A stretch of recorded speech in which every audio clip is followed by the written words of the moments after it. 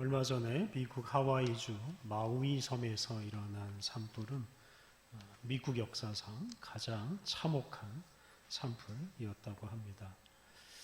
이번 산불은 사람이 거주하는 지역까지 덮쳐서 2200여 개의 집과 건물들을 태워버렸습니다.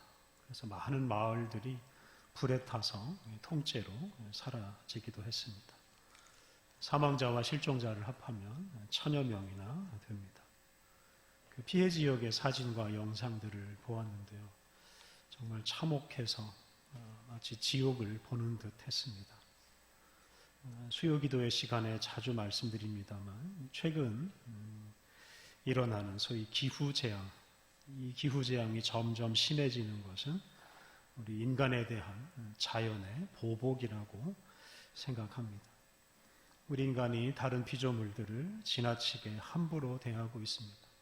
마음껏 파괴하고 마음껏 더럽히고 마음껏 죽이고 있습니다.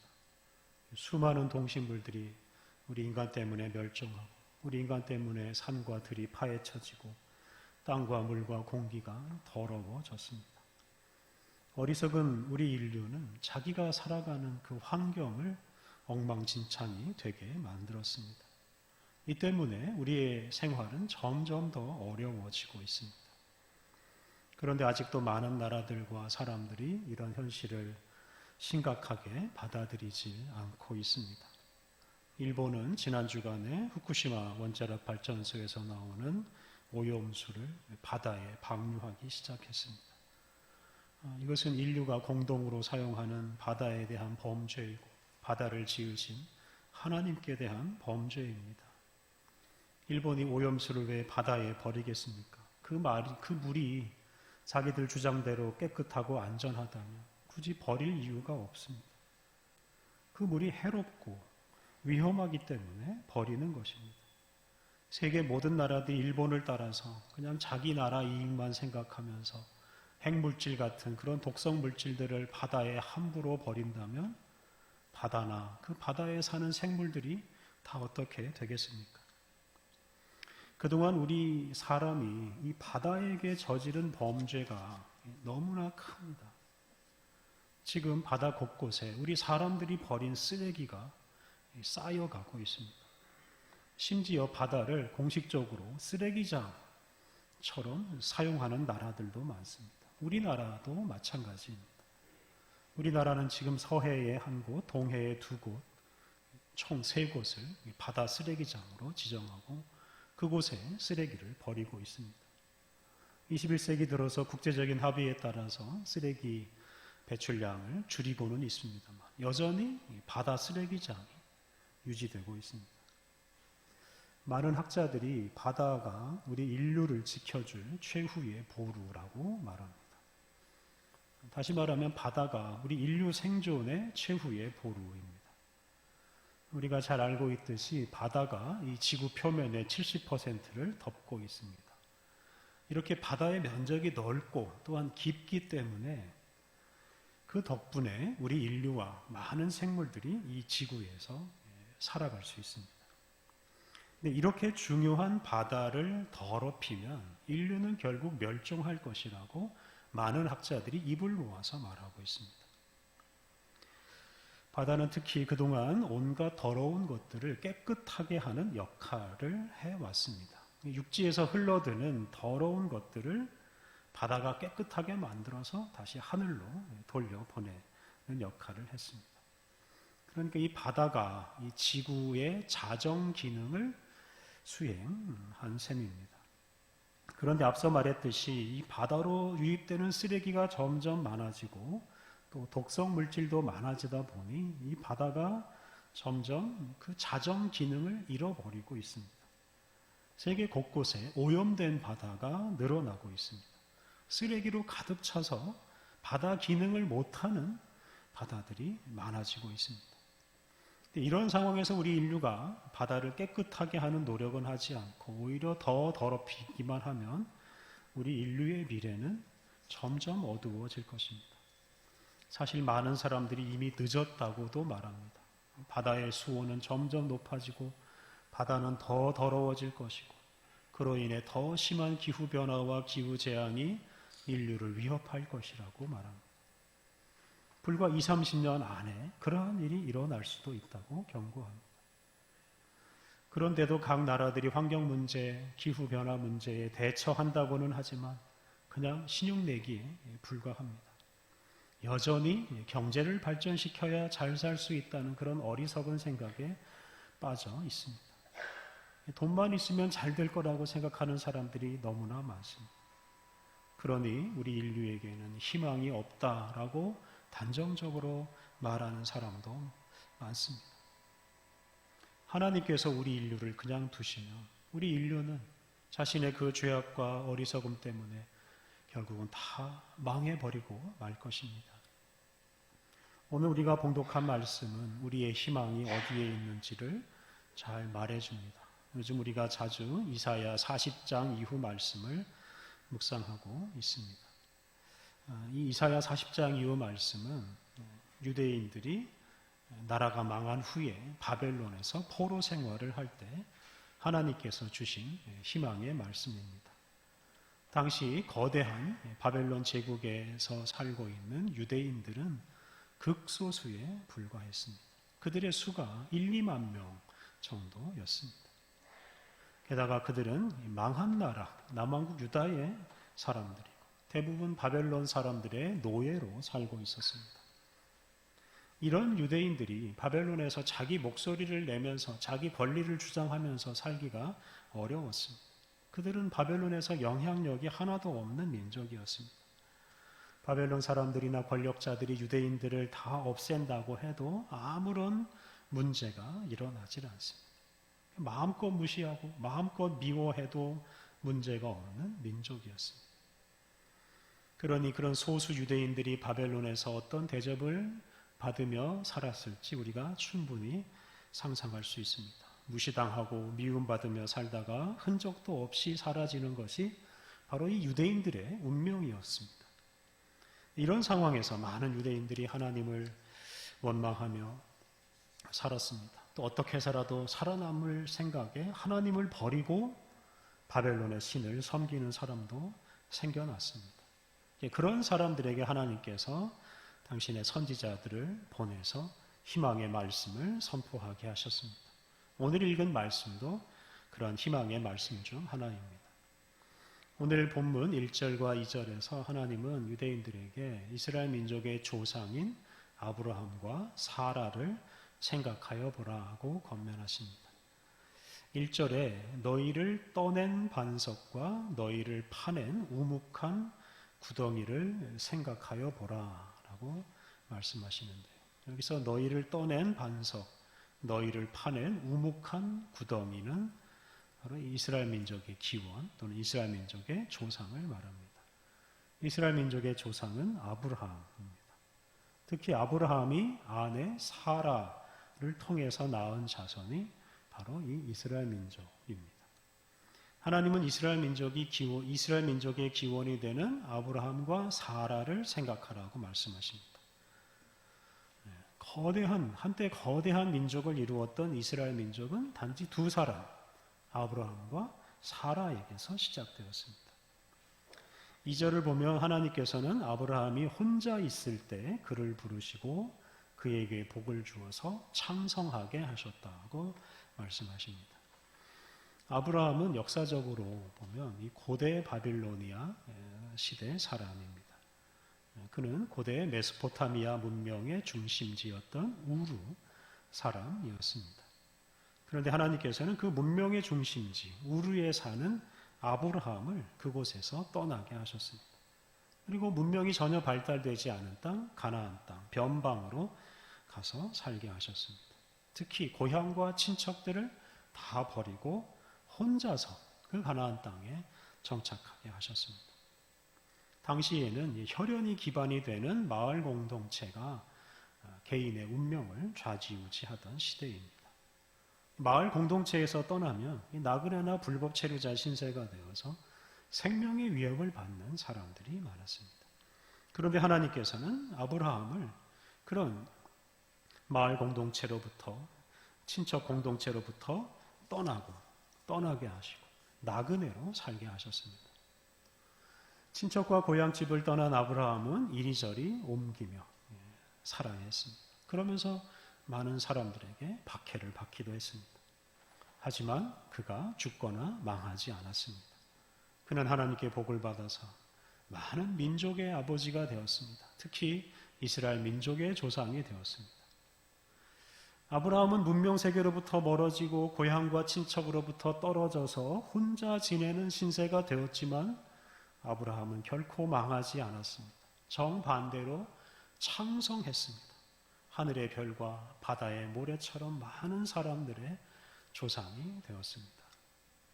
하나님께서는 바벨론에서 소수민족으로 살아가는 유대인들에게 바로 이러한 사실을 일깨워 주셨습니다. 당시 유대인들은 바벨론 사람들에게 학대를 받으며 죽어가는 사람들이 많았습니다. 민족 정체성을 포기하고 바벨론 사람으로 사는 사람들도 많았습니다. 이 때문에 유대인들의 수는 점점점 줄어들었습니다. 그러다가 결국 유대인들은 다 사라져 버릴 수도 있었습니다. 그런데 하나님께서는 그런 두려움에 빠져 있는 이 소수 유대인들에게 혼자서 험한 세상을 떠돌며 살았지만 결국 창성한 이 아브라함을 생각하게 하셨습니다. 그리고 이런 과거를 생각하면서 아브라함을 창성하게 하신 하나님을 믿는다면 적은 수 때문에 두려워할 필요가 없습니다. 바벨론에 사는 유대인들의 수가 점점 줄어들어서 한 사람밖에 남지 않는다 해도 그 사람을 통해서 하나님께서는 새로운 일을 하실 수가 있습니다. 이 당시 바벨론에 있던 유대인들의 소원은 고향으로 돌아가는 것이었습니다. 그런데 그들이 돌아가야 할 곳인 이 예루살렘 성은 무너져 있었고 사람들이 살 수가 없었습니다. 그러니 그러한 곳으로 돌아가는 일도 사실은 아주 두려운 일이었습니다. 바벨론에서 해방되는 것도 물론 어려운 일이고 기적 같은 일이지만 해방된다 하더라도 고향으로 돌아가지 않고 차라리 바벨론에서 사는 것이 더 나을 수도 있습니다. 바벨론은 당시 세상에서 가장 문명이 발달한 곳이고 반면에 예루살렘과 유다 지역은 짐승도 살기 어려울 정도로 황폐한 곳이었기 때문입니다. 이런 걱정을 하는 사람들에게 하나님께서 또 다른 희망의 말씀을 주십니다. 3절에 하나님이 주시는 희망의 말씀이 있습니다. 3절 말씀, 나 여호와가 시온의 모든 황폐한 곳들을 위로하여 그 사막을 에덴 같게 그 광야를 여호와의 동산 같게 하였나니 그 가운데 기뻐함과 즐거워함과 감사함과 창화하는 소리가 있으리라. 하나님께서 황폐한 예루살렘을 회복시켜서 에덴 동산처럼 만드시고 그곳에서 감사와 찬양이 넘쳐나게 하시겠다고 약속해 주십니다. 오늘 우리가 주목할 구절이 바로 이 구절입니다. 우리가 믿는 하나님은 어떤 하나님이십니까? 우리가 믿는 하나님은 구원하시는 하나님이십니다. 하나님은 파괴하고 더럽히고 죽이는 분이 아니시고 파괴된 것을 새로 건설하시고 더러워진 것을 깨끗하게 하시고 죽은 것을 살리시는 분이십니다. 그러한 하나님이시기에 사막처럼 황폐한 곳을 에덴 동산처럼 아름답고 살기 좋은 곳으로 만드십니다. 사람이 하나도 없던 곳을 많은 사람들이 모여 찬양하며 감사하는 곳이 되게 하십니다. 오늘 본문 4절 이하 말씀을 보면 하나님께서는 반드시 당신의 공의를 온 세상에 이루시고 반드시 온 세상을 구원할 것이라고 약속하십니다. 특히 6절을 보면 하늘과 땅에 있는 것이 다 사라져도 당신의 구원과 당신의 공의는 결코 사라지지 않을 것이라고 약속하십니다. 하나님은 당신의 말씀대로 반드시 온 세상을 구원하신다고 약속하셨습니다. 어리석고 죄 많은 사람들이 세상을 망치고 있지만 하나님은 이런 세상을 그대로 두지 않으십니다. 하나님은 사람과 세상을 망하게 하지 않으시고 반드시 이 세상을 구원하시고 이 세상에 당신의 뜻을 이루실 것입니다. 하나님은 죄로 물든 사람들이 세상을 망치도록 내버려 두지 않으십니다. 그래서 이 세상에 사람의 뜻이 아니라 하나님의 뜻이 이루어지게 하십니다. 하나님께서 당시 세계의 지배자였던 바벨론의 뜻은 무너뜨리시고 당신의 뜻을 따라서 결국은 유대인들을 해방시키십니다. 바벨론에서 포로 생활하던 소수 유대인들이 자기들 힘으로 자유를 되찾고 나아가서 나라를 다시 만드는 것은 사실은 불가능한 일입니다. 황폐한 예루살렘에 다시 사람들이 사는 일도 사실은 상상하기 어려운 일입니다. 그런데 오늘 본문에 나오는 하나님 말씀 따라서 바벨론에서 살고 있던 이 소수 유대인들은 황폐한 곳이 에덴으로 변화하는 꿈을 꾸고 황폐한 예루살렘에 많은 사람들이 함께 모여서 함께 하나님을 찬양하는 꿈을 꾸게 되었습니다. 그리고 그런 꿈을 가지고 있었기에 그들은 거대한 바벨론 사회에서 하나님의 백성이라는 이 정체성을 굳게 붙들고 하나님의 백성으로 살려고 노력했습니다. 그들은 바벨론 여러 곳에 회당을 세우고 회당에서 끊임없이 율법을 공부하면서 황폐한 곳을 에덴으로 만드시는 하나님에 대한 믿음을 지켰습니다. 그들은 그들을 구원하시는 하나님에 대한 믿음을 가지고 바벨론 사회에 동화되지 않고 하나님의 백성이라는 정체성, 또 하나님께서 주신 율법을 잘 지켜냈습니다. 그리고 그렇게 바벨론에서 살던 그 유대인들의 꿈은 곧 현실이 되었습니다. 바벨론의 유대인들은 결코 망하거나 사라지지 않았습니다.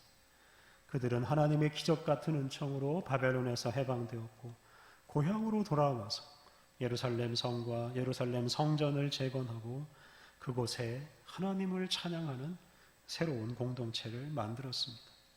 황폐했던 예루살렘과 유다의 사람들이 다시 번성하고 에덴처럼 아름다운 세상이 다시 만들어졌습니다.